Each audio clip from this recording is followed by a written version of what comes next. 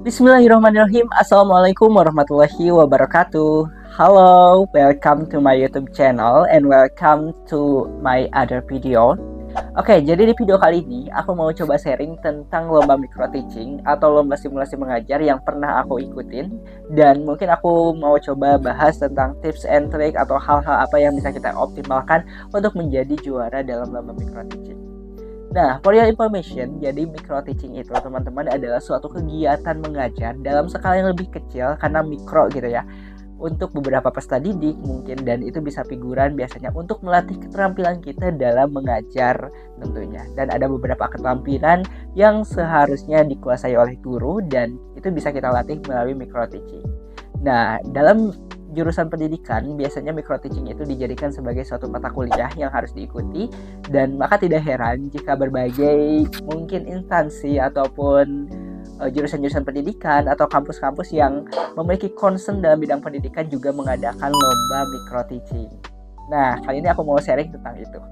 Nah, apa sih itu lomba micro teaching? Nah, jadi lomba micro teaching itu adalah suatu lomba yang menuntut pesertanya untuk bisa mendesain pembelajaran, merencanakan pembelajaran, menyiapkan pembelajaran, dan menampilkan performa mereka dalam mengajar, khususnya dalam menampilkan keterampilan mereka dalam mengajar dalam sebuah video yang berdurasi sekitar 10-15 menit. Nah, sebenarnya aku juga nggak banyak ikut lomba micro teaching karena menurut aku ini adalah lomba yang membutuhkan banyak effort, karena ya harus kita siapkan banyak hal, mulai dari perangkat pembelajaran dan juga video pembelajaran dan lain sebagainya.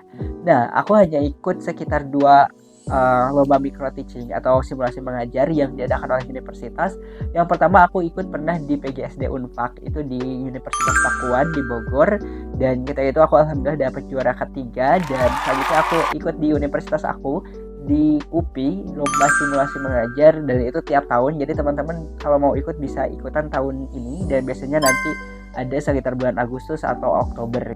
Nah, aku hanya ikuti 2 itu, dan satunya aku juara 3 di Unpad, dan satunya lagi aku juara pertama alhamdulillah untuk kategori guru kelas di Universitas Pendidikan Indonesia, dan semuanya berskala nasional alhamdulillah. Jadi teman-teman, buat teman-teman yang concern dalam pendidikan ataupun mengambil jurusan pendidikan, bisa ikutan lomba micro teaching atau simulasi mengajar. Setidaknya kita bisa melatih diri kita dalam mengajar melalui lomba.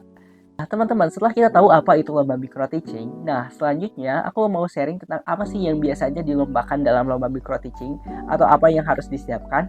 Nah, biasanya dalam lomba micro teaching kita harus menyiapkan 2 hal besar. Yang pertama adalah perangkat pembelajaran, dan yang kedua adalah video mengajar atau video kita micro teaching.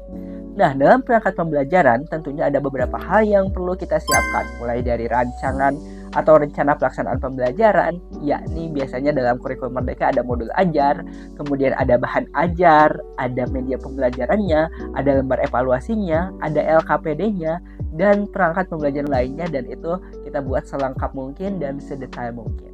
Nah, setelah itu, setelah kita membuat perangkat pembelajaran, ada satu hal besar lagi yang harus kita buat, yakni adalah video kita mengajar. Nah, video kita mengajar ini cukup challenging karena kita harus merangkum video kita mengajar itu hanya dalam waktu 10-15 menit. Sedangkan kita mengajar itu dalam waktu yang cukup lama, dan kita harus bisa membuat dan merangkum video kita menjadi 15 menit yang utuh dari awal pembelajaran hingga akhir pembelajaran. Nah, itu adalah 2 hal yang perlu kita siapkan dalam lomba mengajar atau mengikuti lomba micro teaching atau simulasi mengajar. Nah, kali ini aku mau coba sharing tentang mungkin tips and trick yang bisa kalian gunakan atau bisa dipilih-pilih digunakan agar kita bisa memiliki nilai yang cukup baik dalam lomba micro teaching atau simulasi mengajar. Nah, yang pertama aku mau mulai dari menyiapkan perangkat pembelajaran dengan sebaik mungkin. Nah, perangkat pembelajaran ini menjadi bagian yang nilai besar dalam lomba micro teaching, dan biasanya bobotnya sama besar atau mungkin lebih besar dibandingkan dengan video kita mengajar, atau ada ya juga yang videonya lebih besar dibandingkan dengan perangkat pembelajarannya, dan itu sesuai dengan juklak juknis yang diberikan oleh panitia. Teman-teman bisa lihat hal tersebut dalam pedoman yang mungkin nantinya diberikan. Nah, dalam menyiapkan perangkat pembelajaran, usahakan kita menyiapkan perangkat pembelajaran dengan selengkap mungkin dan sedetail mungkin dan seteliti mungkin, gitu ya. Mulai dari modul ajarnya, LKPD-nya, bahan ajarnya, media pembelajarannya, lembar evaluasinya, dan lainnya yang mendukung dalam perangkat pembelajaran. Karena dengan demikian, ketika kita membuat perangkat pembelajaran yang lengkap, utuh, dan juga komprehensif, baik itu dari isinya dan lain sebagainya, tentunya kita akan memiliki nilai plus yang baik dalam lomba tersebut.